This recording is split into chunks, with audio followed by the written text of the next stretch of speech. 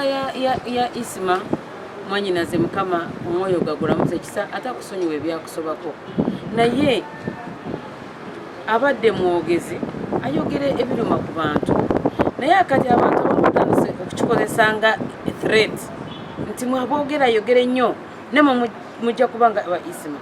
tuli beetegefu kubanga Isma leero yafudde enkya wajja kubayo Isma ki omulala era naye ajja kwogera ku nsonga eziruma omuntu wa wansi nesijja musalira musango wabula nze nsaba Katonda amusonyiwe ebyo byonna byeyakola ki ebyamusobako naye ffe tujja kwogera wamututa mututte okufa tteeka naye ekizibu nti anaasooseeyo naawe lyekkubo kubanga ffena lyekkubo lye tugenda okuyitamu okutuuka ewa mukama waffe Yesu Kristo. Nti bakyasinze okuba ekizibu kati kya Kampala na era bakyasinze okukolektinga sente nnyingi. Bakolera ani? Aba law enforcement bakolera bakama baabo nga bwe nkugamba zino essente zonna ezisoloozebwa neziva ku baboodabooda ezo stages eza boodabooda zoraba zisasula naye nga sente zigenda muki aba law enforcement basoloozaayo bayina abanene waggulu be bateeka ku payroll naye nga bano be babasolooleza kyova olabanga bo balinga abatali mu kitongole era ne Madam Dorothy Kisaka ne bwabawa instructions z'abagambi size bakola ki size bakola kubanga they work for above aba waggulu be bakolera. So kyova olaba nti law enforcement efuuse ekizibu era walolo yali agigobye yonna naye bwe yagenda okuva ebweru yasanga nga babaziza ku mulimu naye nga bonna kubanga ekisanja kyabwe kyali kikoze eki kiweddewo kati bw'olaba omwami Ruhwezu akugamba nti nze ndi ku ttaamu egenda kubanga nze ngenda mu politics ngenda kwesimbawo Ruhinda ku constituency ya Kahinda Butafiiri minister kati kitegeeza nti sente zino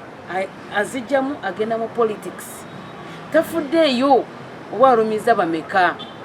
wabakaba muli bameka tayagala kukola ki naye nga naye ayina bakolera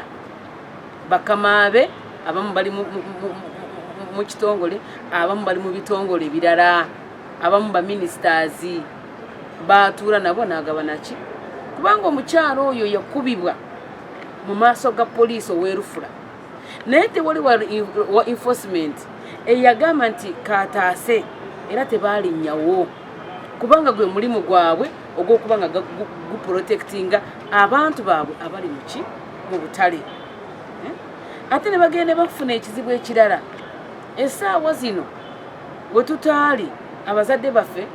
bali ku mulembe gw'obote bali bawagira obote naye obote bwe yavaawo ne badda ku president ani Museveni naye ekintu ekireese obuzibu mu butale bw'oyingira mu Owino abo bantu ba Suzan nze nyina omuntu gwe najja embalala nendeeta mu Kampala amutulugunya kubanga Suzan yali mukulembeze yali atwogerako ebibi byaffe